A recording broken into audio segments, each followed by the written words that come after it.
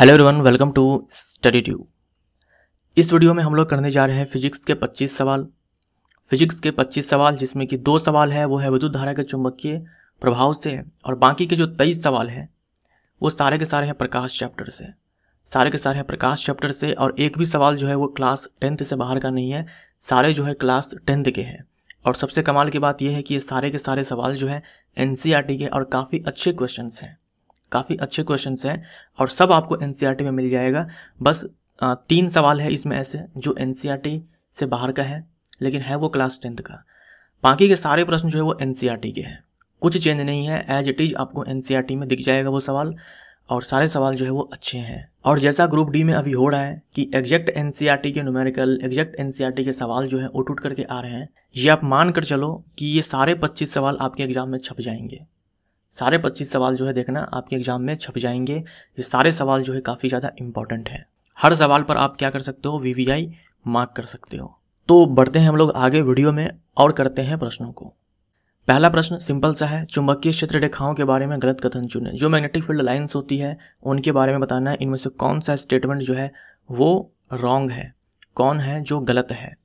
सबसे पहला है चुंबक के बाहर और अंदर इसकी दिशा उत्तरी ध्रुव से दक्षिणी ध्रुव की ओर होती है।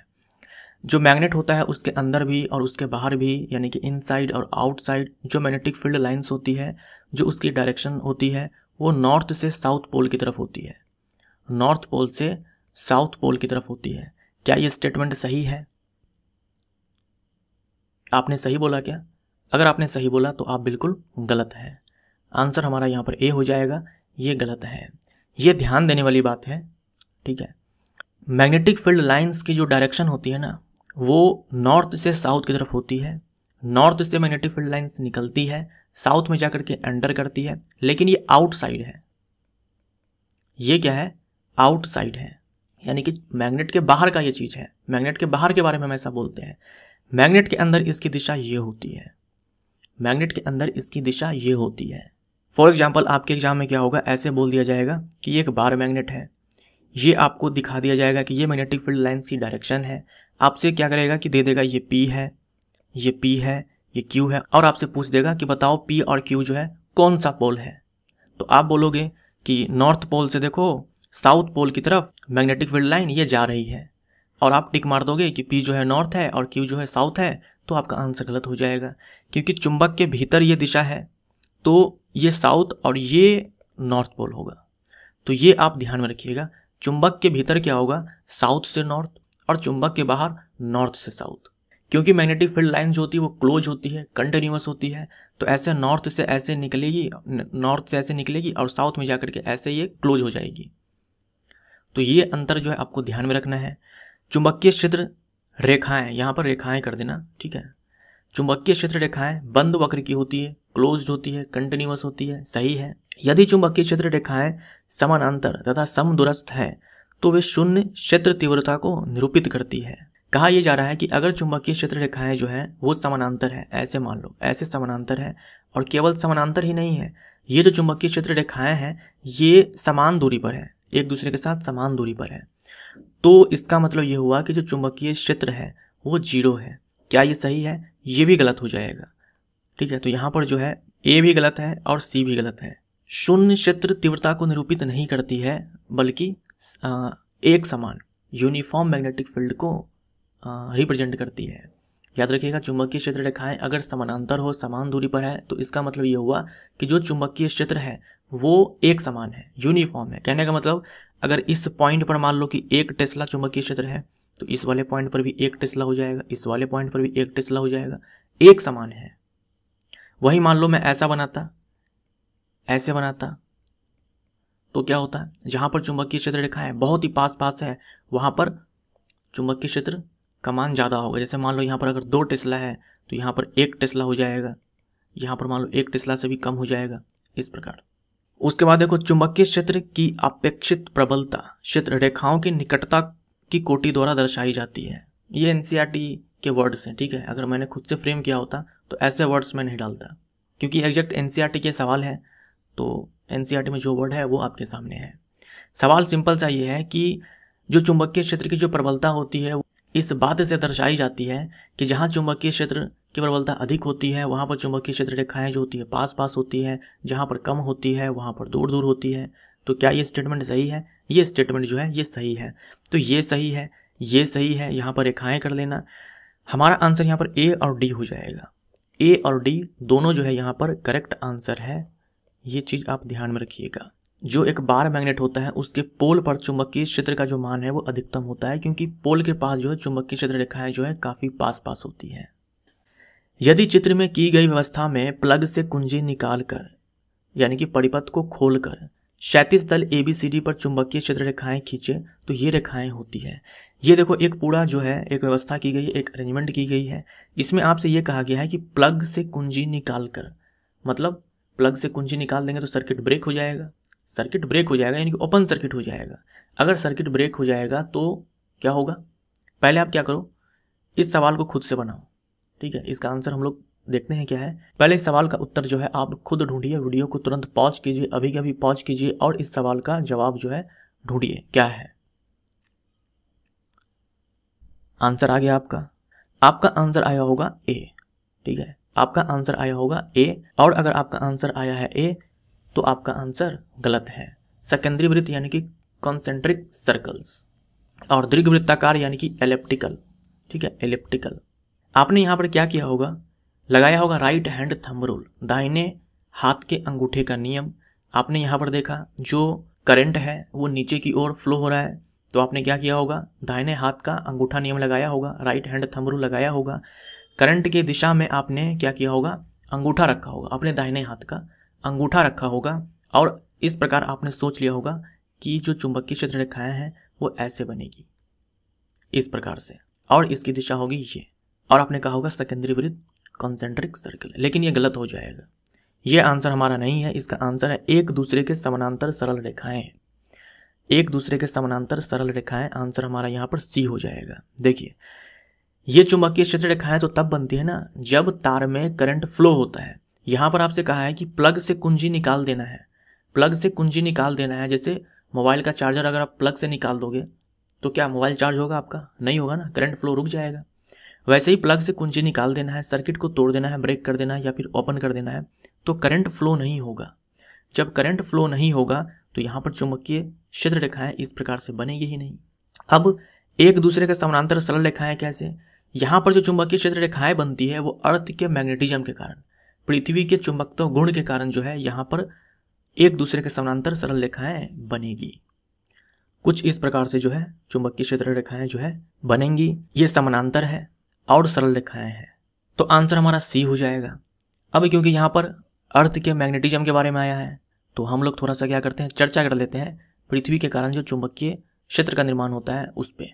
जब हम किसी चुंबक को मुक्त रूप से लटकाते हैं तो वो अपने आप को अलाइन करता है नॉर्थ साउथ डायरेक्शन में। नॉर्थ साउथ डायरेक्शन में ये अगर पृथ्वी है तो आप जानते हो ये नॉर्थ पोल है और ये साउथ पोल है। तो जब हम किसी चुंबक को मुक्त रूप से लटकाते हैं तो अपने आप को अलाइन करता है नॉर्थ साउथ डायरेक्शन में। इसके पीछे क्या कारण है? इसके पीछे यही कारण है कि जो पृथ्वी है वो भी एक चुंबक की तरह व्यवहार करती है, वो भी एक चुंबक की तरह व्यवहार करती है, उसका भी अपना एक चुंबकीय क्षेत्र है। यही कारण है कि जो एक चुंबक होता है वो अपने आप को नॉर्थ साउथ डायरेक्शन में ही अलाइन करता है, क्योंकि पृथ्वी का चुंबकीय क्षेत्र जो है उस पर प्रभाव डालता है। अब जो पृथ्वी जो एक चुंबक की तरह व्यवहार कर रही है, आखिर किस प्रकार के चुंबक की तरह व्यवहार कर रही है? तो जो भी चुंबकीय बिहेवियर है, जो भी मैग्नेटिक बिहेवियर है अर्थ का, उसके हिसाब से वैज्ञानिकों ने ये इमेजिन किया है कि ये कुछ इस प्रकार से है, जैसे कि जो पृथ्वी की केंद्र है वहाँ पर एक बार मैग्नेट रखा हुआ है। एक बार मैग्नेट रखा हुआ है। कितना बड़ा बार मैग्नेट है? तो ऐसा कहा जाता है कि जो पृथ्वी का व्यास है, जो पृथ्वी का व्यास है यानी कि ये, इसका अगर हम 1/5 लंबाई ले लें तो लगभग इसी लंबाई का क्या है कि एक बार मैग्नेट जो है रखा हुआ है पृथ्वी के केंद्र पे। देखिए ये बस एक इमेजिनेशन है समझाने के लिए कि चुंबकीय क्षेत्र जो है किस प्रकार से है। एक्चुअल में कोई बार मैग्नेट है नहीं, एक्चुअल में कोई बार मैग्नेट नहीं है। आप जानते हो जो कोड है वहाँ पर जो धातुएं होती है वो पिघली अवस्था में होती है, लिक्विड स्टेट में होती है। वही धातुएं जो लिक्विड स्टेट में है जब उनका फ्लो होता है तो उसी के कारण चुंबकीय क्षेत्र का निर्माण होता है। ये बस बिहेवियर को समझने के लिए है कि हम ऐसा मान लिए हैं कि हाँ पृथ्वी के केंद्र पर जो है इस लंबाई की जो है एक बार मैग्नेट है। अब ये जो बार मैग्नेट है ये कैसे रखा हुआ है? तो यहाँ पर देखिए ये ध्यान देने वाली बात है, ये आपके एग्जाम में सवाल आ सकता है। भूगोल में हम लोग क्या पढ़ते हैं? कि ये हमारा नॉर्थ पोल है, ये हमारा साउथ पोल है। तो ऐसा कहा गया कि ये जो बार मैग्नेट है ये जो है ऐसे रखा हुआ है, ऐसे। जो हमारा ये नॉर्थ पोल है जिसे हम लोग बोलते हैं भौगोलिक उत्तरी ध्रुव, ज्योग्राफिकल नॉर्थ पोल, और ये हमारा ज्योग्राफिकल साउथ पोल। तो ज्योग्राफिकल नॉर्थ पोल जो है, भौगोलिक उत्तरी ध्रुव जो है, उस दिशा में चुंबक का जो ध्रुव है वो साउथ वाला है, चुंबकीय दक्षिणी ध्रुव, और साउथ वाले के डायरेक्शन में क्या है, चुंबकीय उत्तरी ध्रुव। और ये 15 डिग्री के एंगल पर है। मतलब ऐसा नहीं है कि ओवरलैप जो है दोनों कर रहे हैं, यानी मैग्नेट का जो एक्सिस है और जो हमारा ये एक्सिस है, ज्योग्राफिकल एक्सिस है, वो ओवरलैप कर रहा है एक दूसरे के ऊपर, ऐसा नहीं है, कुछ एंगल पर है। 15 डिग्री का एंगल जो है यहाँ पे बनता है। तो ये यहाँ पर इंपॉर्टेंट चीज़ है, ये आप ध्यान में रखिएगा कि जो ज्योग्राफिकल साउथ पोल है उधर की तरफ नॉर्थ पोल है, मैग्नेटिक नॉर्थ पोल है, और जो ज्योग्राफिकल नॉर्थ पोल है उधर की तरफ मैग्नेटिक साउथ पोल है। यही कारण है कि जब हम चुंबक को मुक्त रूप से लटकाते हैं तो वो अपने आप को उत्तर और दक्षिण की दिशा में अलाइन करता है। क्योंकि जो उसका नॉर्थ पोल है, उस चुंबक का जिसको हमने लटकाया है, उसका जो नॉर्थ पोल है उसे ये साउथ पोल अट्रैक्ट करता है। आप जानते होंगे समान ध्रुव वाले जो है एक दूसरे को आकर्षित करते हैं, माफ करिएगा विकर्षित करते हैं, धक्का देते हैं, और असमान ध्रुव वाले जो है एक दूसरे को आकर्षित करते हैं। तो जो चुंबक है उसका जो नॉर्थ पोल है वो उस साउथ पोल की तरफ आएगा, और जो उसका साउथ पोल है वो इस नॉर्थ पोल की तरफ आएगा। तो ये आपने यहाँ पर समझा। अब देखो यहाँ पर नॉर्थ से मैग्नेटिक फील्ड लाइन्स निकल रही है और साउथ में जाकर के एंटर कर रही है। अब आप सोचो, अभी आप पृथ्वी पर हो तो पृथ्वी आपको फ्लैट दिख रही है, एकदम फ्लैट दिख रही है आपको। लेकिन जब आप ऊंचाई पर चले जाओ तो पृथ्वी आपको ऐसे कर्व दिखेगी, जब आप ऊंचाई पर से देखते हो। लेकिन जब आप जमीन पर हो तो आप पृथ्वी के एक छोटे से हिस्से पर हो तो पृथ्वी आपको जो है फ्लैट दिखती है। वैसे ही क्या होता है कि जो मैग्नेटिक फील्ड लाइन्स है, क्योंकि पृथ्वी बहुत बड़ी है तो मैग्नेटिक फील्ड लाइन्स भी बहुत बड़ी बड़ी है। तो अगर आप एक छोटे से एरिया में देखो, इतना सा आप एरिया उठाओ, तो यहाँ पर जो मैग्नेटिक फील्ड लाइन्स आपको दिखेगी वो स्ट्रेट लाइन दिखेगी, और पैरेलल दिखेगी। एक्चुअल में है तो वो कर्व, लेकिन वो मैग्नेटिक फील्ड लाइन्स जो है वो बहुत ही बड़ी है, तो हम एक छोटे से एरिया में अगर देखें तो वो हमें स्ट्रेट लाइन की तरह दिखती है। जैसे कि मैंने आपको यहाँ पर बताया, अगर आप पृथ्वी के पास है तो पृथ्वी आपको फ्लैट दिखती है, जब आप ऊंचाई पर जाते हो तो कर्व दिखती है। वैसे ही तो अर्थ के द्वारा जो मैग्नेटिक ये है फील्ड है उसे हम यूनिफॉर्म बोलते हैं, एक समान बोलते हैं। और यूनिफॉर्म मैग्नेटिक फील्ड को हम लोग पैरेलल लाइन से दिखाते हैं, पैरेलल स्ट्रेट लाइन से दिखाते हैं। और ये एक छोटे से एरिया में, एक लिमिटेड स्पेस में हम ऐसा बात करते हैं, क्योंकि एक्चुअल में जो मैग्नेटिक फील्ड लाइन्स हैं वो पैरेलल नहीं है। तो इस प्रकार क्या है कि जो हमारा आंसर है यहाँ पर एक दूसरे के समानांतर सरल रेखाएं हो जाएगा। नेक्स्ट हमारा कोई प्रिज्म ABC जिसका आधार BC है, विभिन्न विन्यासों में रखा जाता है, अलग अलग ओरिएंटेशन में रखा जाता है। व्हाइट लाइट का कोई पतला सा जो प्रकाश पुंज है, लाइट बीम है, चित्र में दर्शाए अनुसार इस प्रिज्म पर आपतित होता है। यानी इस वाले में ऐसे, इस वाले में ऐसे, इस वाले में ऐसे, इस वाले में ऐसे। नीचे दिए गए किस प्रकरण में, यानी कौन से केस में विक्षेपण के बाद शीर्ष से तीसरा वर्ण, यानी ऊपर से तीसरा रंग आकाश के रंग के तद अनुरूपी है, आकाश के वर्ण के अनुरूपी है। आकाश का वर्ण यानी कि आकाश का रंग। तो जैसे हम आकाश का रंग सुनते हैं हमारे दिमाग में कौन सा कलर आता है, ब्लू। आकाश नीला होता है। तो आपसे ये बोला गया है कि जब हम व्हाइट लाइट को यहाँ से भेजेंगे तो 7 रंगों में टूट जाएगा। आपको बताना है कि ऊपर से तीसरे नंबर पर ब्लू प्रकाश आए, ये किस केस में होगा ऐसा। तो ये जो केस है जो आप अक्सर करके देखते हो, यहाँ से क्या होगा कि प्रकाश जो है एक बार यहाँ पर विक्षेपित होगा ऐसे, फिर क्या होगा एक बार यहाँ पर विक्षेपण होगा ऐसे। सबसे ज़्यादा विक्षेपण वायलेट का होता है और सबसे कम विक्षेपण रेड का होता है। वायलेट के बाद इंडिगो, तब यहाँ पर ब्लू, यानी कुछ ऐसा होगा विबग्योर।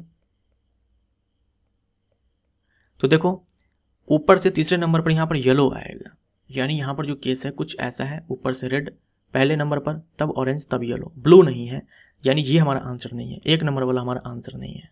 दूसरे नंबर में क्या होगा, ठीक इसी को पलट दो।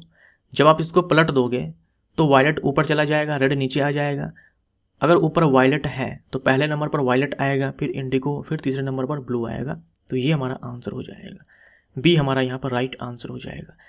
फिर यहाँ देखो इस वाले में भी नहीं होगा, ये वाला केस कुछ ऐसा मिलेगा आपको। तीसरे नंबर पर यहाँ पर भी येलो है, और इस वाले में भी जो चौथे नंबर पर है यहाँ पर भी आपको येलो दिखेगा। ये अभिलंब है, एक बार यहाँ पर क्या होगा अपवर्तन होगा, फिर यहाँ पर हम अविलंब खींचेंगे तो फिर यहाँ पे अपवर्तन होगा। तो सबसे ज़्यादा जो विक्षेपण है वो वायलेट का होगा और सबसे कम विक्षेपण जो है ये रेड का होगा। तो इस बार भी क्या है, विभी की ओर हम नीचे से लिखेंगे तो नीचे से तीसरे नंबर पर नीला प्रकाश आएगा, ऊपर से नहीं आएगा। यहाँ भी करो आप, तो ये हमारा अगर अविलंब है तो एक बार यहाँ पर अपवर्तन होगा, फिर ये हमारा अविलंब है तो यहाँ पे अपवर्तन होगा। तो सबसे ज़्यादा जो डेविएट करेगा अपने रास्ते से, सबसे कम करेगा रेड और सबसे ज़्यादा डेविएशन होगा वायलेट का। तो यहाँ भी नीचे से तीसरे नंबर पर ब्लू प्रकाश आएगा, नीला प्रकाश आएगा, ऊपर से नहीं आएगा। केवल 2 है जिसमें कि जो नीला प्रकाश है वो तीसरे नंबर पर आएगा, ऊपर से। दिए गए चित्र में किसी प्रकाश किरण को माध्यम ए से माध्यम बी में गमन करते दर्शाया गया है। माध्यम ए के सापेक्ष माध्यम बी का अपवर्तनांक है। अब एक लाइट रे जो है वो जो है मीडियम ए से मीडियम बी में जा रही है। तो आपको क्या करना है, मीडियम ए के रिस्पेक्ट में मीडियम बी का रिफ्रैक्टिव इंडेक्स बताना है। मीडियम बी का रिफ्रैक्टिव इंडेक्स बताना है मीडियम ए के रिस्पेक्ट में। माध्यम बी का अपवर्तनांक बताना है माध्यम ए के सापेक्ष। तो जिसका माध्यम चाहिए उसको हम ऊपर लिखेंगे और जिसके सापेक्ष चाहिए उसे हम नीचे लिखेंगे। ये लिखने भी आपको आना चाहिए। तो हमें ये रेशियो चाहिए। कैसे बनाओगे, स्नेल्स लॉ लगाओगे आप। क्या करेंगे, स्नेल्स लॉ लगाएंगे। देखो ये जो हमारा एंगल है, सबसे पहले देखो प्रकाश जो है ये माध्यम ए से माध्यम बी में, प्रकाश की जो किरण है माध्यम ए से माध्यम बी में जा रही है। अगर आप ध्यान से देखो तो ये जो प्रकाश की किरण है ये अविलंब की ओर झुक गई है, अविलंब की ओर झुक गई है, क्योंकि यहाँ पर देखो एंगल बड़ा है अविलंब के साथ और यहाँ पर एंगल छोटा है, मतलब अविलंब के पास गई है, अविलंब के पास गई है। ये हमारा एंगल ऑफ इंसिडेंस है और ये हमारा एंगल ऑफ रिफ्रैक्शन है। ये हमारा आपतन कोण है और ये हमारा अपवर्तन कोण है। स्नेल्स लॉ लगाएंगे। कैसे लिखते हैं, इस माध्यम का जो अपवर्तनांक होगा, इस माध्यम का जो अपवर्तनांक होगा इनटू में इस माध्यम का जो आपतन कोण है उसका साइन ले लेंगे हम, यानी कि साइन 60 डिग्री बराबर इस माध्यम का जो अपवर्तनांक होगा इनटू में इस माध्यम का जो कोण है अविलंब के साथ उसका साइन ले लेंगे, तो साइन 45 डिग्री। म्यू बी बट्टे में म्यू ए चाहिए हमें, तो ये हो जाएगा साइन 60 डिग्री बट्टे में साइन 45 डिग्री। साइन 60 जो है √3/2 होता है और साइन 45 1/√2 होता है। 1/√2 तो √2 ऊपर जाएगा, 1 नीचे आएगा, तो ये हो जाएगा हमारा √3/√2। ये हमारा राइट आंसर हो जाएगा। स्नेल्स लॉ लिखने आना चाहिए, ठीक है। बहुत सारे लोग क्या है कि स्नेल्स लॉ ही नहीं लिख पाते हैं। और ये चीज़ ध्यान रखिएगा कि किसका अपवर्तनांक किसके सापेक्ष पूछा गया है। जिसका अपवर्तनांक पूछा जाएगा उसको हम ऊपर लिखेंगे न्यूमरेटर में और जिसके सापेक्ष पूछा जाएगा उसे हम लिखेंगे नीचे डिनोमिनेटर में। नेक्स्ट है हमारा कोई प्रकाश किरण चित्र में दर्शाए अनुसार माध्यम ए से माध्यम बी में प्रवेश करती है। माध्यम ए के सापेक्ष माध्यम बी का अपवर्तनांक होगा। इस बार क्या है, माध्यम बी का अपवर्तनांक होगा माध्यम ए के सापेक्ष में, इसके बारे में बताना है। यानी माध्यम बी का अपवर्तनांक माध्यम ए के सापेक्ष, मीडियम बी का रिफ्रैक्टिव इंडेक्स मीडियम ए के रिस्पेक्ट में। तो जिसके रिस्पेक्ट में बोले उसको हम नीचे लिखेंगे और जिसका पूछे उसको हम ऊपर लिखेंगे। इसी रेशियो के बारे में बताना है। क्या आंसर होगा, 1 से अधिक होगा, 1 से कम होगा, 1 होगा, 0 होगा। तो अगर आप इस पिक्चर को ध्यान से यहाँ पर देखो, ये माध्यम बी है, ये माध्यम ए है, ये माध्यम बी है।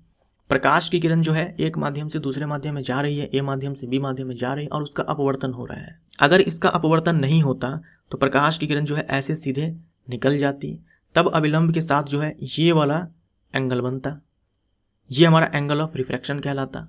एक्चुअल में रिफ्रैक्शन होता ही नहीं, ठीक है। प्रकाश की किरण अगर सीधे निकल जाए तो रिफ्रैक्शन नहीं हुआ, तब अविलंब के साथ जो है ये वाला एंगल बनता।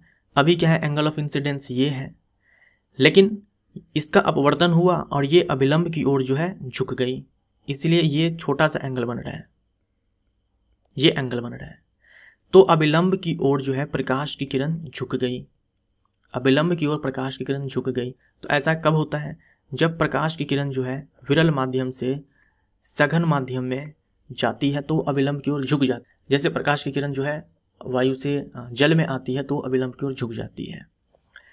यानी कि रेयर मीडियम से डेंसर मीडियम में जब लाइट रे जो है एंटर करती है तो उसका रिफ्रैक्शन होता है और लाइट रे नॉर्मल की तरफ जो है बेंड कर जाती है। तो सघन माध्यम का जो अपवर्तनांक होता है वो ज़्यादा होता है, विरल माध्यम का कम होता है।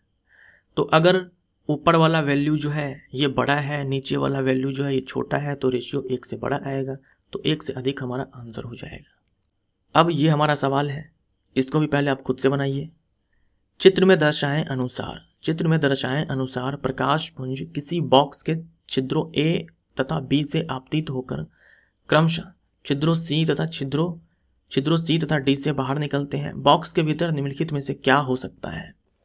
देखिए, ये एक बॉक्स दिया गया है और यहाँ पर आपसे ये कहा गया है कि प्रकाश पुंज जो है, लाइट बीम जो है, ये होल ए से, छिद्र ए से और ये छेद बी से, यहाँ से एंटर जो है लाइट बीम करता है, और यहाँ देखो छेद सी है और यहाँ पर डी है, यहाँ से ऐसे बाहर लाइट बीम निकलता है। इस बॉक्स के अंदर क्या है? इस बॉक्स के अंदर ऐसा क्या रखा हुआ है जो ऐसा हुआ? देखो, लाइट जो है यहाँ से, लाइट रे यहाँ से एंटर कर रही है और यहाँ से निकल रही है, थोड़ा नीचे खिसक गई। ये भी समानांतर है, ये भी समानांतर है, ये भी समानांतर है, ये भी समानांतर है। फर्क यहाँ पर बस ये आया है कि थोड़ा नीचे की ओर शिफ्ट कर गई है लाइट रेज। तो ऐसा क्या है इसके अंदर, इस बॉक्स के अंदर, जिसके कारण ये हुआ है? सोचिए, इसके अंदर अगर ये हो, उत्तल लेंस हो, इसके अंदर अगर उत्तल लेंस हो, तो क्या ये चीज़ ऐसा होगा कि ऐसे प्रकाश की किरण जो है समानांतर आए और समानांतर ही निकल जाए? ऐसा नहीं होगा, ऐसा हो ही नहीं सकता है, क्योंकि आप जानते हो अगर समानांतर प्रकाश की किरण जो है उत्तल लेंस पर आपतित होगी तो ऐसे वो फोकस पे जा करके सारी की सारी कन्वर्ज कर जाएगी लाइट रेज, तो ये चीज़ नहीं होगा। अगर हम अवतल लेंस ले ले तो चलो अवतल लेंस लेते हैं। अगर हम यहाँ पर एक बड़ा सा इस बीच में हम अवतल लेंस डाल दें ऐसे, तो ऐसे प्रकाश की किरण जो है समानांतर आएगी और ऐसे चली जाएगी, डाइवर्ज हो जाएगी। लेकिन यहाँ पर देखो समानांतर ही है, ये भी समानांतर, ये भी समानांतर, ये भी समानांतर, ये भी समानांतर, केवल बस नीचे की ओर शिफ्ट कर गई है। तो ये भी आंसर नहीं है, ये भी आंसर नहीं है। अगर आप प्रिज्म डालो, जैसे ये प्रिज्म है, यहाँ से अगर हम आपतित करवाएं ऐसे प्रकाश की किरण को, तो एक बार यहाँ से यहाँ पर रिफ्रैक्शन होगा, फिर यहाँ पर रिफ्रैक्शन होगा, फिर यहाँ पर रिफ्रैक्शन होगा, फिर यहाँ पर रिफ्रैक्शन होगा, यहाँ पर। तो ये जो लाइट रेज है और ये जो लाइट रेज है ये समानांतर नहीं है, ये आपस में समानांतर है। इसके बारे में बोल सकते हो कि हाँ ये समानांतर है, ये समानांतर है, लेकिन ये और ये आपस में समानांतर नहीं है। इस केस में क्या है, ये और ये आपस में समानांतर है, ये और ये आपस में समानांतर है। तो बचा कौन? ये भी आंसर नहीं है, ये हमारा राइट आंसर हो जाएगा। कांच का एक आयताकार स्लैब, इसी में आप लैटरल शिफ्ट पढ़ते हो, तो यहाँ पर लाइट रे का क्या हुआ, लैटरल शिफ्ट हुआ है। जैसे ये स्लैब है, यहाँ पर प्रकाश की किरण ऐसे आपतित होती है, एक बार यहाँ पर अपवर्तित होती है, फिर यहाँ पर जा करके अपवर्तित होती है। तो ये जो प्रकाश की किरण है और ये जो प्रकाश की किरण है ये देखो समानांतर है। अगर हम इसको ऐसे ड्रॉ करें, ठीक है, ये सही से ड्रॉ नहीं हुआ है, ये आपस में क्या होते हैं, समानांतर होते हैं, ये आपस में समानांतर होते हैं। तो यही चीज़ यहाँ पे हुआ है। तो ऐसा ही कुछ यहाँ पर हुआ है कि अंदर में कांच का स्लैब है जो ऐसे जा करके एक बार यहाँ पर अपवर्तन हुआ, फिर यहाँ पर ऐसे निकल गई, इस प्रकार से। तो ए हमारा राइट आंसर हो जाएगा। ध्यान रखिएगा, डायरेक्ट आपके एग्जाम में आ सकता है ये सवाल। जैसे ही आए ये वाला डायग्राम दे दे, खटाक से आप कांच का एक आयताकार स्लैब टिक मारेंगे और निकल जाएंगे आगे। क्वेश्चन नंबर 7, इसको भी पहले आप खुद से बनाइए, पहले आप खुद से ट्राई कीजिए, देखिए इसका आंसर आप निकाल पाते हैं या नहीं। चित्र में दर्शाएं अनुसार कोई प्रकाश पुंज बॉक्स के फलक ए के छिद्रों से आपतित होकर फलक बी के छिद्रों से, यहाँ पर छिद्रों से बाहर निकलता है। इस बॉक्स के भीतर निम्नलिखित में से क्या हो सकता है? मतलब कुछ ऐसा है। तो यहाँ पर क्या है, बहुत सारे होल्स हैं ऐसे, इस वाले फलक पे, ये फलक ए है, ये फलक बी है। फलक बी से जो है प्रकाश का जो बीम है वो ऐसे निकलता है। क्या होगा इसके अंदर? ध्यान से देखो, यहाँ पर नंबरिंग की हुई है, ठीक है, ये नंबरिंग की हुई है, 1 नंबर, 2 नंबर, 3 नंबर, 4 नंबर, ये टोटल 11 नंबर तक। यहाँ पर जो प्रकाश की किरण आपको दिखाई गई है, यहाँ पर नंबरिंग जो है रिवर्स हो चुका है। यहाँ पर 1 नीचे की ओर है तो यहाँ पर ऊपर की ओर है, यहाँ पर 2 जो है नीचे की ओर है तो यहाँ पर ऊपर की ओर है, ठीक उल्टा हो चुका है। यहाँ 1 से 11 हम ऐसे जा रहे हैं तो यहाँ पर 1 से 11 हम ऐसे आ रहे हैं। इसके अंदर क्या होगा? इसके अंदर बताओ क्या होगा? सोचो एक अवतल लेंस है, एक अवतल लेंस है ये, तो यहाँ पर प्रकाश की किरण मान लो ये 1 नंबर, 2 नंबर, 3 नंबर है, तो ये एक, अगर बीच से प्रकाश की किरण जो है, ये ऑप्टिकल सेंटर बीच में होता है ना, तो यहाँ से प्रकाश की किरण अगर हम ऐसे भेजें तो ये सीधे निकल जाती है ऐसे, फिर यहाँ पर इसका रिफ्लेक्शन होगा। तो ये 1 2 3, नंबरिंग में कोई चेंज नहीं आएगा। अगर अवतल लेंस हुआ तो नंबरिंग में कोई चेंज नहीं आएगा। ऊपर से यहाँ 1 2 3, यहाँ भी ऊपर से 1 2 3। मैं क्या करता हूँ, इसको मिटाता हूँ। तो एक अवतल लेंस हमारा ये आंसर नहीं है। कांच का एक आयताकार स्लैब, ये तो बिल्कुल भी नहीं होगा। अगर ये होता तो ये सारे जो है आपस में समानांतर है, इधर भी सारे जो है समानांतर ही होते हैं। साथ में जो नंबरिंग है उसमें कोई चेंज नहीं होता। यहाँ ऊपर से 11 से 1, तो यहाँ भी ऊपर से 11 से 1 होता और साथ में समानांतर होते सारे के सारे, ऐसे नहीं होते। अब है एक प्रिज्म, अगर आप प्रिज्म डाल दो तो भी हमें ये स्थिति जो है नहीं मिलने वाली है। सोचो अगर हम प्रिज्म डालेंगे तो क्या होगा, रिफ्रैक्शन वहाँ पर होगा, नंबरिंग में कोई चेंज नहीं आएगा। नंबरिंग में कोई चेंज आएगा क्या? नंबरिंग में कोई चेंज नहीं आएगा। फॉर एग्जाम्पल यहाँ पर हमने डाल दिया, मान लो ये 1 नंबर है, ऐसे रिफ्रैक्शन हुआ। मैं एक ही बार करवा रहा हूँ, ऐसे ही होगा ना। मान लो ये 1 है, ये 2 है, ये 3 है, ये 4 है, ये भी 1 2 3 4 ऐसे, तो ये भी आंसर नहीं होगा। उत्तल लेंस डालते हैं, चलो अब तो उत्तल लेंस ही बचा है, ठीक है। तो ये ऑप्टिकल सेंटर है, अगर हम यहाँ से प्रकाश को भेजें तो प्रकाश की किरण सीधी निकल जाती है। याद रखिएगा, ऑप्टिकल सेंटर से प्रकाश की किरण सीधी निकल जाती है बिना अपवर्तित हुए। अब यहाँ पर देखो, हमने ये डाला, एक हमने ये भेजा, ये 1 नंबर, ये 2 नंबर, ये 3 नंबर, ये 4 नंबर, ये 5 नंबर। अब देखो यहाँ पर क्या होगा,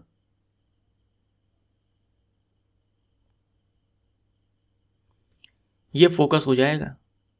जब प्रकाश की किरण समानांतर आपतित होती है तो अपवर्तन के बाद वो फोकस पे जाकर के कन्वर्ज होती है।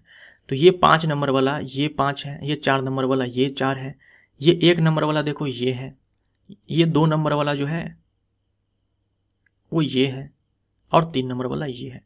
तो यहाँ पर आपको ये सिचुएशन मिल रहा है कि 1 2 3 4 5, और यहाँ पर 1 2 3 4 5 नंबरिंग अपोजिट ऑर्डर में यहाँ पे मिल रहा है। तो एक्चुअल में ये जो पॉइंट है ना, ये क्या है, ये वाला जो छेद है ये फोकस पर है। तो आंसर हमारा उत्तल लेंस हो जाएगा। निम्नलिखित में से कौन किसी बिंदु स्रोत से उस पर आपतित प्रकाश का समानांतर प्रकाश पुंज बना सकता है? निम्नलिखित में से कौन किसी बिंदु स्रोत से, पॉइंट सोर्स से उस पर आपतित प्रकाश का समानांतर प्रकाश पुंज बना सकता है? अवतल दर्पण, उत्तल लेंस दोनों ही। देखिए अवतल दर्पण में क्या होता है, ये अवतल दर्पण है, ये अवतल दर्पण है, ये मुख्य अक्ष है। अब बोला है बिंदु स्रोत से। बिंदु स्रोत से याद रखिएगा, बिंदु स्रोत से प्रकाश जो है वो कैसे निकलती है। मान लो ये बिंदु स्रोत है, यहाँ से प्रकाश जो है, प्रकाश किरण ऐसे निकलेगी, ऐसे पॉइंट सोर्स से ऐसे प्रकाश की किरण निकलती है।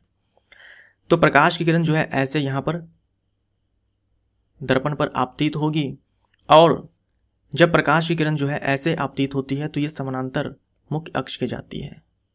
यानी हम क्या करेंगे, ये जो बिंदु स्रोत है उसको हम अगर फोकस पे डाल दे तो आप ये चीज़ याद रखिएगा कि फोकस से होते हुए जब प्रकाश की किरण दर्पण पे आपतित होती है तो अपवर्तन के बाद, माफ करिएगा, परावर्तन के बाद मुख्य अक्ष के समानांतर जाती है, मुख्य अक्ष के समानांतर जाती है। तो ऐसे ही क्या होगा, बहुत सारी लाइट रेज जो है ऐसे फोकस से होते हुए यहाँ पर परावर्तित होने के बाद मुख्य अक्ष के समानांतर जाएगी। तो इस वाले केस में जो है हमें समानांतर प्रकाश पुंज मिल सकता है। उत्तल लेंस में ऐसा होगा क्या? उत्तल लेंस में आ जाओ।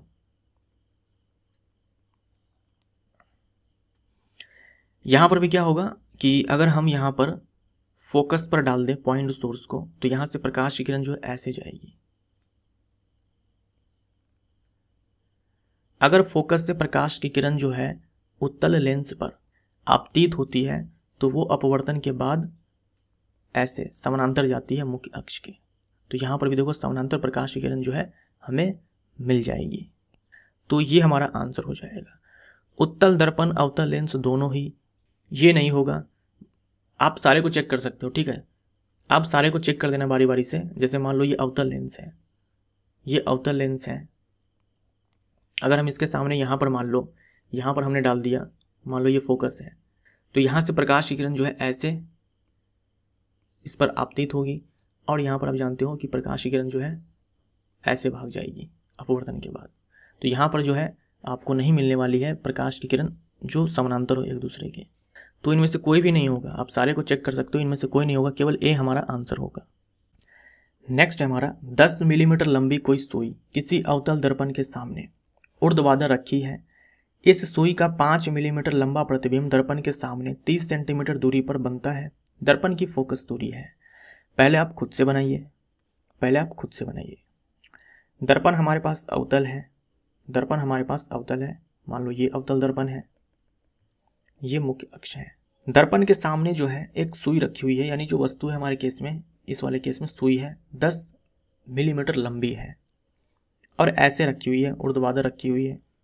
चलो ठीक है, 10 मिलीमीटर यानी कि 1 सेंटीमीटर, तो ये 1 सेंटीमीटर। प्रतिबिंब जो है दर्पण के सामने ही बनता है और प्रतिबिंब की ऊंचाई 5 मिलीमीटर है और 30 सेंटीमीटर की दूरी पर बनता है। अब ये 30 सेंटीमीटर जो है, जो कि प्रतिबिंब दूरी है, वो वस्तु दूरी से ज़्यादा है या कम है, ये हमें उस समय पता चलेगा जब हम निकालेंगे यहाँ पर वस्तु दूरी। तो आप कहीं पर मान लो, ठीक है, आप चाहो तो इधर मान लो वस्तु के बाद या फिर वस्तु से पहले। तो चलो मैं यहाँ पे मान लेता हूँ, ठीक है। ये प्रतिबिंब का निर्माण हुआ है दर्पण के सामने और ये है 0.5 सेंटीमीटर। अब आप बोलो मैंने यहाँ पर ये कैसे लिख दिया कि ये जो प्रतिबिंब है ये उल्टा है, ये जो प्रतिबिंब बना उल्टा है, क्योंकि यहाँ पर देखो मैंने इसे मुख्य अक्ष से ऊपर की ओर बनाया है और इसे मुख्य अक्ष से नीचे की ओर बनाया है। देखिए दर्पण के केस में मैंने आपसे कहा है कि अगर प्रतिबिंब का निर्माण दर्पण के सामने हो रहा है तो वो रियल होता है। रियल यानी कि वास्तविक प्रतिबिंब होता है, वास्तविक इमेज, और वास्तविक जो होता है वो इन्वर्टेड होता है, उल्टा होता है। तो प्रतिबिंब यहाँ पर उल्टा बनेगा। दर्पण के सामने बना है ना, दर्पण के सामने 30 सेंटीमीटर दूरी पर बना है, तो दर्पण के सामने है यानी कि वास्तविक है, उल्टा है और 30 सेंटीमीटर की दूरी पर है। कितने सेंटीमीटर की दूरी पर है? 30 सेंटीमीटर की। आपको क्या चाहिए? फोकस चाहिए। तो 1/f is equal to 1/v plus 1/u। v आपको पता है, u नहीं पता है। अब यहाँ पर देखो, सबसे पहले वस्तु की जो ऊंचाई है वो है 1 सेंटीमीटर।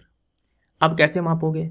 देखो ये मान लो पोल है, यहाँ पर आप ड्रॉ कर लो, यहाँ पर आप खींच लो, ये हमारा x, ये -x, ये y और ये -y। हर दूरी आप पोल से मापोगे, तो वस्तु की ऊंचाई मापने के लिए आपको पॉजिटिव y डायरेक्शन में चलना होगा। पॉजिटिव y डायरेक्शन में अगर चलना होगा तो वस्तु दूरी जो है हम लेंगे यहाँ पर +1 सेंटीमीटर।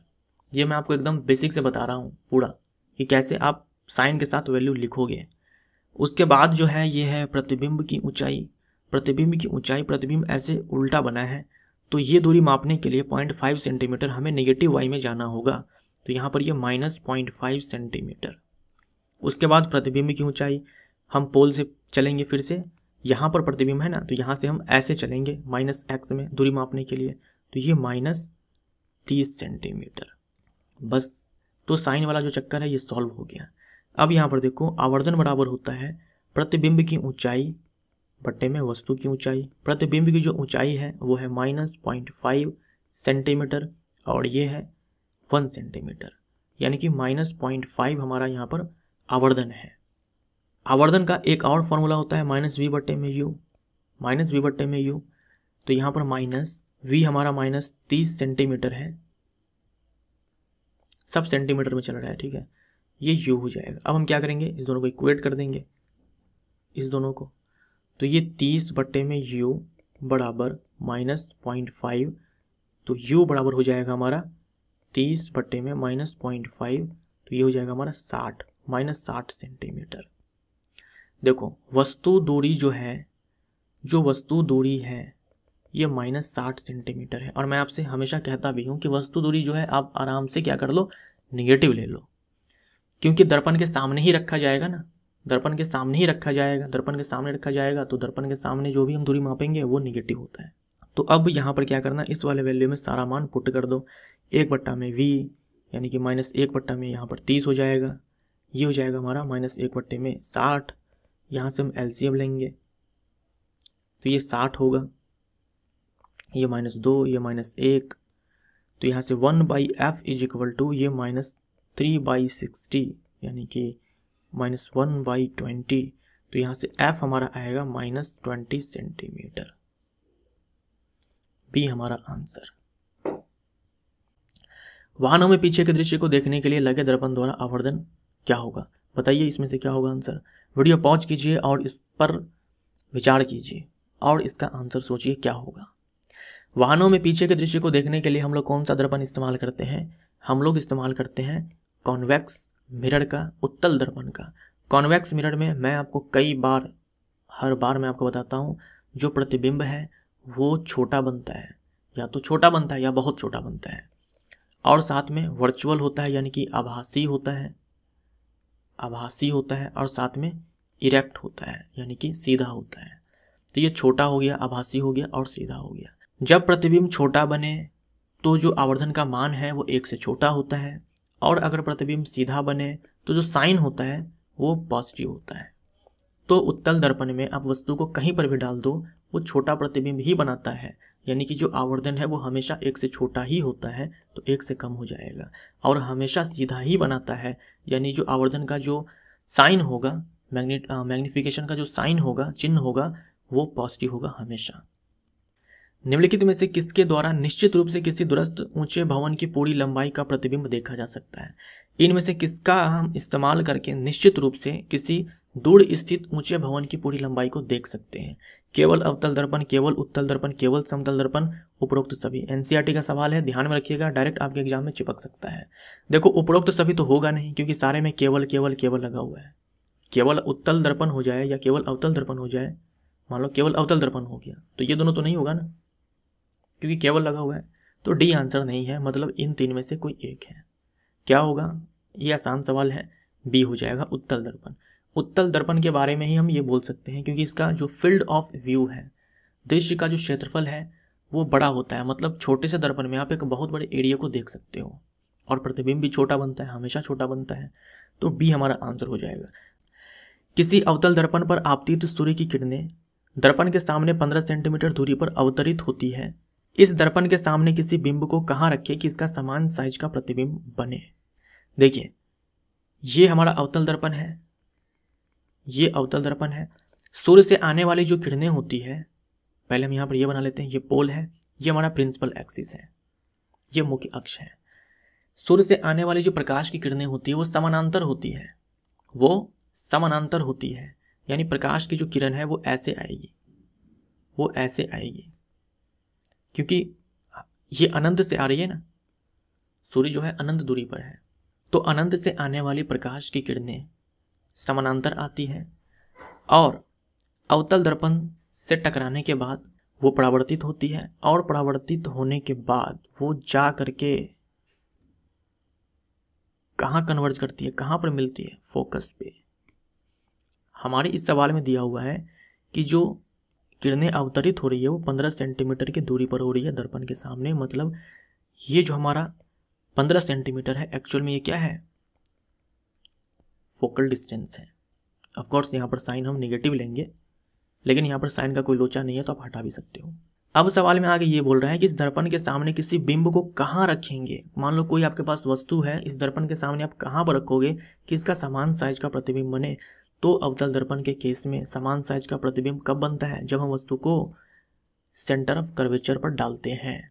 और ये जो सी है, जो वक्रता त्रिज्या है, जिसे हम आर से दिखाते हैं, ये 2 टाइम्स ऑफ फोकल लेंथ ये होती है, यानी कि 30 सेंटीमीटर। 30 सेंटीमीटर की दूरी पर, यानी 30 सेंटीमीटर जो है वक्रता त्रिज्या है, यानी ये है सेंटर ऑफ कर्वेचर। यहाँ पर वस्तु को डालेंगे तो समान साइज का प्रतिबिंब बनेगा, तो दर्पण से 30 सेंटीमीटर की दूरी पर। अगला है हमारा टॉर्च, सर्च लाइटों तथा वाहनों की हेडलाइटों में बल्ब कहाँ लगा होता है? आपने ये चीज़ रटा होगा कि टॉर्च है, सर्च लाइट है, हेडलाइट है, इनमें जो दर्पण इस्तेमाल होता है वो होता है अवतल दर्पण, वो होता है अवतल दर्पण। ये चीज़ आपने रटा है। कॉनकेव मिरर होता है। ये जो रिफ्लेक्टिंग सरफेस है, ठीक है, ये जो हम परावर्तक बोल रहे हैं यहाँ पर, यानी कि रिफ्लेक्टर, ये जो रिफ्लेक्टर है यही है हमारा अवतल, यानी जो हम अवतल दर्पण बोल रहे हैं वो यही रिफ्लेक्टर है, यही परावर्तक सतह जो है हमारा अवतल है। और ये सारे जो है टॉर्च, सर्च लाइट, हेडलाइट, यहाँ से जो प्रकाश जो किरणें आती हैं, प्रकाश की जो किरणें आती है या फिर जो प्रकाश पुंज आता है वो समानांतर होता है, वो समानांतर होता है। अब आप मुझे ये बताओ कि अवतल दर्पण में कहाँ पर हम किसी वस्तु को रखते हैं, अवतल दर्पण में हम कहाँ पर किसी वस्तु को रखेंगे, ये फोकस है और ये वक्रता केंद्र है। हम कहाँ पर किसी वस्तु को रखेंगे कि वहाँ से प्रकाश की किरणें जब आपतित होगी अवतल दर्पण पर तो परावर्तन के बाद वो समानांतर जाए। तो ये चीज़ याद रखिएगा, अगर नहीं याद है तो बहुत ही ज़्यादा इंपॉर्टेंट है। फोकस से आने वाली प्रकाश की किरण जो होती है परावर्तन के बाद मुख्य अक्ष के समानांतर जाती है, यानी हम रखेंगे परावर्तक फोकस के अत्यधिक निकट, इसलिए लगभग समानांतर प्रकाश पुंज होता है। परावर्तन के नियम लागू होते हैं, परावर्तन के जो नियम होते हैं वो लागू होते हैं सभी दर्पणों, टाइपिंग मिस्टेक आज काफ़ी है, सभी दर्पणों पर परावर्तन के नियम सभी दर्पणों पर लागू होते हैं, चाहे उनकी आकृति कैसी क्यों न हो, चाहे उनकी आकृति कैसी क्यों न हो, परावर्तन के नियम जो है सभी दर्पणों पर लागू होते हैं। अब इस वाले सवाल में ये कहा जा रहा है कि 4 विद्यार्थी हैं A, B, C, D, इन सब ने क्या किया है कि ये दर्शाया है चित्र बना करके कि जब हम प्रकाश की किरण को हम आयताकार स्लैब से गुजारते हैं तो वो किस प्रकार से जाती है। A ने ये बनाया, B ने ये बनाया, C ने ये बनाया, D ने ये बनाया, तो आप बताओ कौन सही है, आप कैसा बनाते हैं अगर आपको दिया जाता तो। वीडियो पॉज कीजिए और सोचिए, काफ़ी सिंपल सवाल है और ये सवाल आपके एग्जाम में पूछा जा सकता है। इनफैक्ट जितने भी सवाल हैं वो सारे आपके एग्जाम में पूछे जा सकते हैं, वेरी वेरी इंपॉर्टेंट। यहाँ पर देखो, ये जो विद्यार्थी ए है ये तो महाबकलोल है, एक बार भी अपवर्तन नहीं करवाया है। कांच के स्लैब में 2 बार अपवर्तन होता है ना, एक बार यहाँ पर एक बार यहाँ पर, तो महाबकलोल है, एक बार भी अपवर्तन नहीं करवाया है। तब तरीके ये गलत हो जाएगा। बी वाला देखो, हाँ बी वाला सही है, बी सही है। यहाँ देखो, सिर्फ यही नहीं देखना आपको कि अपवर्तन कितने बार हुआ है, ये भी देखना है कि जो पाथ है वो कैसा है। ये अभिलंब है, ये सघन माध्यम होता है, ये डेंसर मीडियम है, ये रेयर मीडियम है। तो हम क्या करेंगे, यहाँ पर अभिलंब को खींचेंगे तो प्रकाश की किरण जो है पहले विरल माध्यम से सघन माध्यम में जाएगी तो अभिलंब की ओर झुक जाएगी। देखो इसने झुका दिया। उसके बाद क्या है, सघन माध्यम से विरल माध्यम में जा रही है, पहले विरल से सघन में आई, उसके बाद सघन माध्यम से विरल माध्यम में जा रही है तो अभिलंब से दूर चली गई, ये सही है। तो आंसर हमारा बी हो जाएगा। सी में क्या दिक्कत है भाई, सी में देखो एक ही बार अपवर्तन कराया है तो ये ज़्यादा बकलोल नहीं है, थोड़ा सा बकलोल है। यहाँ पर बिल्कुल भी अपवर्तन नहीं कराया गया है। ये भी क्या है, इसी का दोस्त है, जितना बकलोल ये उतना ही बकलोल ये, ठीक है। इसने भी एक बार अपवर्तन यहाँ पे करवाया है, यहाँ पे नहीं करवाया है, तो केवल बी हमारा आंसर है, सी डी आंसर नहीं है। आपको जल्द नहीं भाई, आपको जल, तारपीन का तेल, बेंजीन तथा किरोसिन दिया गया है। इनमें से किस माध्यम में समान कोण पर तिरछी आपतित कोई प्रकाश किरण सबसे अधिक मुड़ेगी। कहने का मतलब ये है, 4 है ना, ये एयर मान लो, ये ऊपर में एयर है, एयर ऐसे, नीचे जो है यहाँ पर वाटर है, यहाँ पर तारपीन का तेल दिया हुआ है, यहाँ पर बेंजीन दिया हुआ है और यहाँ पर किरोसिन दिया हुआ है। कहा ये गया है कि जैसे मान लो मैं सब पर अभिलंब बना लेता हूँ पहले, ये अभिलंब, ये अभिलंब, ये अभिलंब, ये अभिलंब। हर केस में क्या है कि जो आपतन कोण है वो समान है, समान कोण पर आपतित होती है, कहा है ना। तो मान लो ये थीटा है, ये भी थीटा है, ये भी थीटा है, ये भी थीटा है। एयर का जो रिफ्रैक्टिव इंडेक्स होता है ये 1.003 होता है। यानी हर केस में क्या होगा, जो प्रकाश की किरण है वो अभिलंब की ओर झुकेगी। हर केस में प्रकाश की किरण जो है अपवर्तन के बाद अभिलंब की ओर झुकेगी, क्योंकि सबका जो अपवर्तनांक है वो हवा से ज़्यादा है, एयर से ज़्यादा है, यानी एयर के रिस्पेक्ट में सारे के सारे जो है सघन माध्यम है, डेंसर मीडियम है। तो प्रकाश की किरण अभिलंब की ओर झुकेगी, सबसे ज़्यादा उसमें झुकेगी जिसका जो अपवर्तनांक है वो सबसे ज़्यादा है।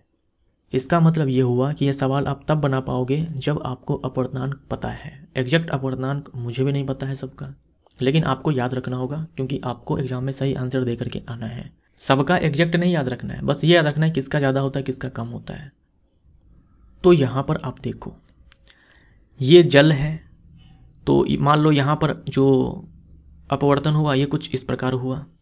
जल से ज़्यादा जो है किरोसिन का है, तो यहाँ पर कुछ ज़्यादा अपवर्तन होगा, सॉरी केरोसिन यहाँ है, यहाँ पर कुछ ज़्यादा होगा। मान लीजिए ये हमारा θ1 है, ये हमारा θ2 है। उसके बाद देखो तारपीन का तेल का अपवर्तनांक जो है केरोसिन से भी ज़्यादा है, तो ये मान लो θ3 है। उसके बाद बेंजीन का सबसे ज़्यादा है, तो बेंजीन के केस में क्या होगा कि बेंजीन के केस में सबसे ज़्यादा प्रकाश की किरण अभिलंब की ओर झुकेगी, तो ये θ4 है। अगर हम एंगल की बात करें तो सबसे बड़ा एंगल θ1 का है, उससे छोटा जो है θ2 का है, उससे कम जो है तारपीन का तेल के केस में θ3 एंड देन θ4। यानी अपवर्तन का कोण जो है सबसे बड़ा आपको मिलेगा जल वाले केस में, उससे कम मिलेगा केरोसिन वाले केस में, उससे कम मिलेगा तारपीन के तेल वाले केस में, और उससे कम मिलेगा बेंजीन के केस में। सबसे छोटा अपवर्तन का कोण जो है ये बेंजीन के केस में आएगा, क्योंकि ये अभिलंब की ओर सबसे ज़्यादा झुकी है, तो अभिलंब से सबसे कम एंगल जो है बनेगा ये बेंजीन वाले केस में होगा। यहाँ पर देखो, यहाँ पर मैंने जानबूझ करके एंगल बताया है, क्योंकि आपसे एंगल के ऊपर भी सवाल पूछा जा सकता है। आपको ऑर्डर दे देगा कि बताओ जो अपवर्तन का कोण है उसका जो क्रम है वो क्या होगा, सही क्रम क्या होगा, ऐसे भी दिया जा सकता है ना, इसलिए मैंने यहाँ पर एंगल देकर के आपको बताया है। तो हमारा आंसर क्या हो जाएगा, बेंजीन हो जाएगा। अब इस सवाल में अवतल दर्पण पर चित्र पर दर्शाएं अनुसार आपतित प्रकाश किरण के लिए निम्न आरेखों में से कौन सा सही है। अवतल दर्पण पर क्या है कि प्रकाश किरण आपतित हो रही है। अब बताओ इनमें से कौन सही है। कई बार मैं आपको बता चुका हूँ इसी वीडियो में, ये आपसे सवाल तो ज़रूर बनने चाहिए। अगर नहीं बन रहे हैं ना तो फिर दिक्कत है, आपने सही से तैयारी नहीं की है। ये बहुत ही बेसिक सवाल है। यहाँ पर आप देखिए, प्रकाश की किरण जो है मुख्य अक्ष के समानांतर आपतित हो रही है, तो दर्पण से टकराने के बाद जो है फोकस से पास होनी चाहिए। याद रखिएगा, मुख्य अक्ष के समानांतर प्रकाश किरण जब आती है तो दर्पण से परावर्तन के बाद फोकस से पास होती है, लेकिन यहाँ पर तो फोकस से पास करवाया ही नहीं गया है। यहाँ पर देखो परावर्तन हुआ ही नहीं है, तो ये तो गलत है। यहाँ पर देखो मुख्य अक्ष के समानांतर गई, परावर्तन भी हुआ, लेकिन फोकस से पास नहीं करवाया गया है, ये भी आंसर नहीं होगा। इसमें देखो मुख्य अक्ष के समानांतर प्रकाश की किरण गई, लेकिन परावर्तन के बाद 2F से पास करवाया। ये जो 2F है ये क्या है, ये वक्रता केंद्र है, ये वक्रता केंद्र है, तो वक्रता केंद्र से नहीं फोकस से पास होनी चाहिए, तो ये भी आंसर गलत है। यहाँ पर देखो प्रकाश की किरण ऐसे आपतित हुई और उसी रास्ते से लौट गई, ये गलत हो जाएगा, फोकस से पास होनी चाहिए थी। याद रखिएगा ये चीज़ कि जब हम प्रकाश की किरण को ना वक्रता केंद्र से भेजेंगे, ऐसे क्या हुआ तेरी, यहाँ पे मैं लिख नहीं पा रहा हूँ, चलो मैं ऐसे भेजता हूँ। ऐसे वक्रता केंद्र से जब प्रकाश की किरण जब आपतित होती है अवतल दर्पण पर, तो ये इसी रास्ते से लौट जाएगी। वक्रता केंद्र से जब प्रकाश की किरण आपतित होगी तब उसी रास्ते से लौट जाएगी, तो ये भी गलत हो जाएगा। इस वाले में देखो प्रकाश की किरण जो है आपतित हो रही है, मुख्य अक्ष के समानांतर, परावर्तन के बाद फोकस से पास हो रही है, तो चित्र डी जो है ये सही है, डी हमारा राइट आंसर। यहाँ आ जाओ फिर से, किसी लेंस पर चित्र में दर्शाए अनुसार आपतित प्रकाश किरण के लिए निम्न आरेखों में से कौन सा सही है। इसमें कौन सा सही है ये बता दो। यहाँ पर देखो आप, ये हमारा उत्तल लेंस है, यहाँ पर देखो प्रकाश की किरण आपतित तो हुई लेकिन अपवर्तित नहीं हुई, रिफ्रैक्शन ही नहीं हुआ, तो गलत हो जाएगा। और यहाँ पर ये भी देखो, जब प्रकाश की किरण, ये मान लो फोकस है, फोकस से जब प्रकाश की किरण ऐसे आपतित होती है तो अपवर्तन के बाद ये मुख्य अक्ष के समानांतर जाएगी। ये हम लोग कई बार बात कर चुके हैं इस वीडियो में। यहाँ देखो प्रकाश की किरण फोकस से चली, फोकस से होते हुए आपतित हुई लेंस पे, अपवर्तन के बाद मुख्य अक्ष के समानांतर गई, तो ये सही है। यहाँ आ जाओ, देखो यहाँ पर फोकस से ऐसे आई, अपवर्तन के बाद, ये तो महागलत है। यहाँ पर देखो अपवर्तन होना चाहिए तो परावर्तन हो गया, गलत है। यहाँ पर देखो बिल्कुल भी अपवर्तन नहीं हुआ। अच्छा, बिल्कुल भी अपवर्तन कब नहीं होता है, जब प्रकाश की किरण जो है ऑप्टिकल सेंटर से पास होती है।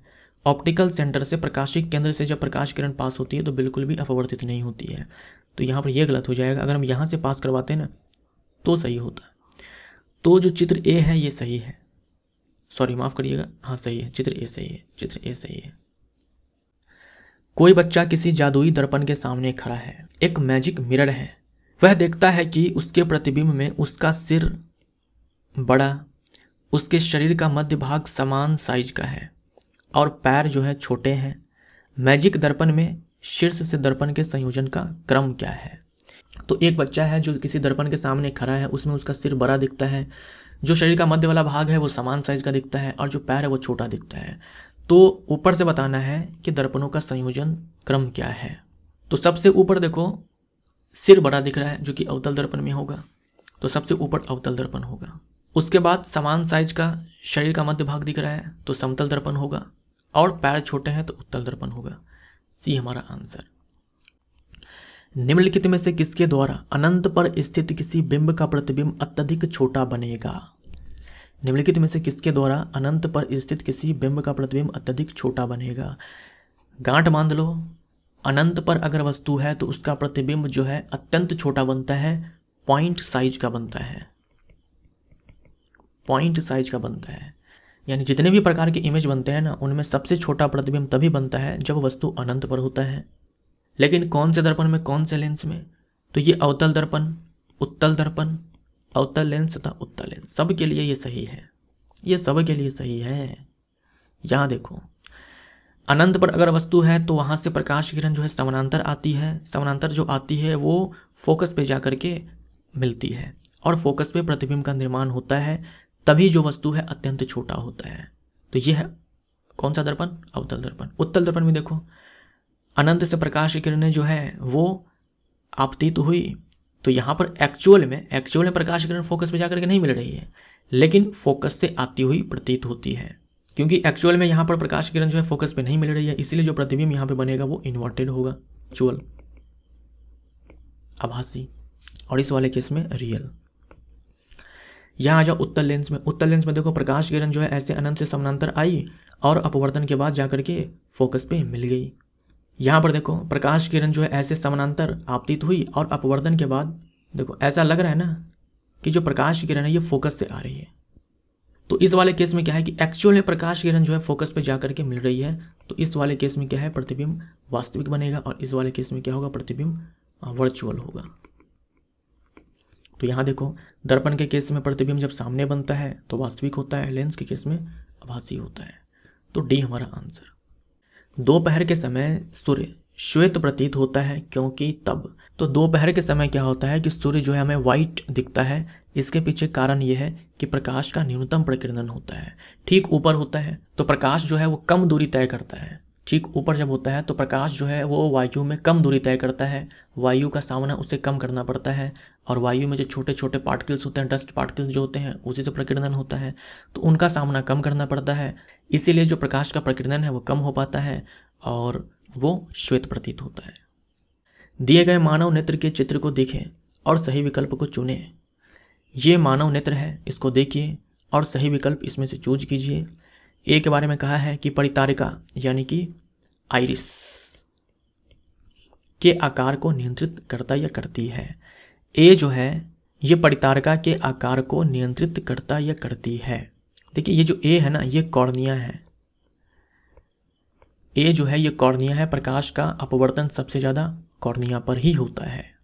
उसके बाद ये जो बी है ना, ये आइरिस है, ये आइरिस है, परितारिका है। परितारिका जो है पुतली के साइज को कंट्रोल करती है। पुतली हमारा यहाँ पर सी है, प्यूपिल है, और जो पुतली है ये आंखों में जाने वाली प्रकाश की मात्रा को नियंत्रित करती है, कंट्रोल करती है। और ये जो है हमारा आई लेंस है, ये आई लेंस है, ये सिलियरी मसल है, ये सिलियरी मसल है। इन्हीं सिलियरी मसल्स के कारण जो है जब ये कॉन्ट्रैक्ट और रिलैक्स होती है तो जो हमारा लेंस है, जो नेत्र लेंस है, वो अपने फोकस दूरी को बढ़ा घटा सकता है, यानी कि एडजस्ट कर पाता है। तो यहाँ देखो, बी परितारिका के आकार को नियंत्रित करता या करती है। जो बी है ये खुद ही परितारिका है, ये तो खुद ही परितारिका है, तो ए आंसर नहीं, बी आंसर नहीं। सी आंखों में प्रवेश करने वाले प्रकाश की मात्रा को नियंत्रित करता या करती है। तो जो पुतली होती है जो कि सी नंबर में है, ये आंखों में जाने वाली प्रकाश की मात्रा को नियंत्रित करती है, तो सी हमारा आंसर। डी के बारे में कहा है कि दृष्टि पटल है, जबकि डी जो है ये नेत्र लेंस है, आई लेंस है। ये हमारा रेटिना है, ये जो हमारा रेटिना है दृष्टि पटल है। उसके बाद ये सिलियरी मसल है,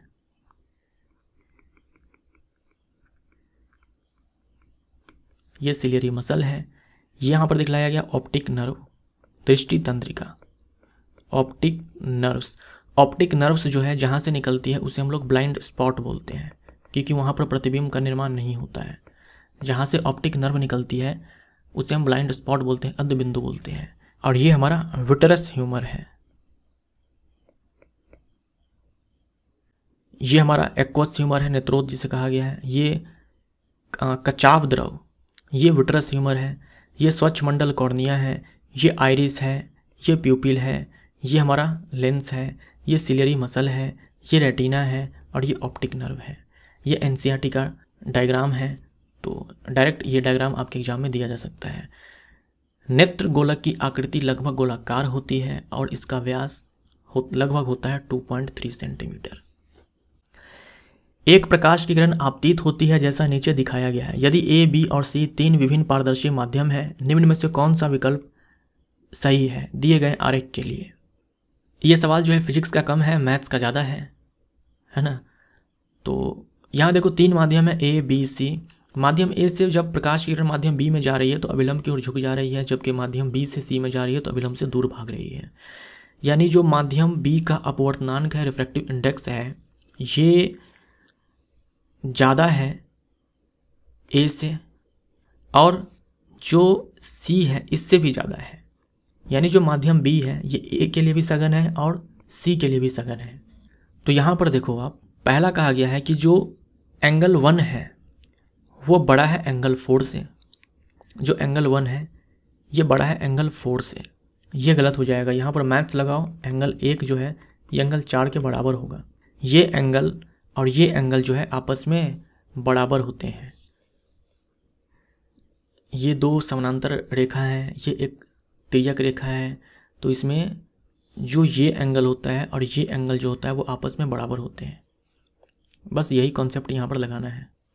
उसके बाद आप ये पढ़ते हो कि ये जो एंगल है और ये जो एंगल है ये भी आपस में बराबर होते हैं। यानी जो हमारा एंगल 2 है ये बराबर है एंगल 3 के। ये सी हमारा राइट आंसर हो जाएगा। इसमें देखो एंगल 1 जो है छोटा है एंगल 2 से, एंगल 1 जो है छोटा एंगल 2 से, तो ये गलत हो जाएगा। एंगल 1 बड़ा है एंगल 2 से, क्योंकि अभिलंब की ओर प्रकाश किरण झुकी है। ठीक है, तो जो एंगल 2 है वो छोटा है एंगल 1 से। ये भी आंसर नहीं, ये भी आंसर नहीं। एंगल 3 बड़ा है एंगल 4 से, एंगल 3 जो है ये बड़ा है एंगल 4 से, तो ये गलत हो जाएगा। प्रकाश किरण अभिलंब से दूर भाग रही है, तो जो एंगल 4 है ये बड़ा हो जाएगा एंगल 3 से, तो ये भी गलत हो जाएगा। सी हमारा आंसर। इसमें बराबर होगा एंगल 2, एंगल 3, एंगल 1 और एंगल 4। एंगल 2 बराबर एंगल 3, एंगल 1 बराबर एंगल 4। नीचे दिए गए चित्र को देखते हुए निम्न में सही विकल्प चुनें। ये उत्तल लेंस है, कॉन्वेक्स लेंस है। वस्तु को देखो यहाँ डाला गया है, ये ऑप्टिकल सेंटर है और ये फोकस है। फोकस और ऑप्टिकल सेंटर के बीच में डाला गया है। ये वस्तु की ऊंचाई है, ये प्रतिबिंब की ऊंचाई है। प्रतिबिंब का साइज बड़ा है, प्रतिबिंब का साइज बड़ा है। कहा गया है दिया गया लेंस एक अपसारी लेंस है। उत्तल लेंस को हम अभिसारी लेंस बोलते हैं, अवतल लेंस को अपसारी लेंस बोलते हैं।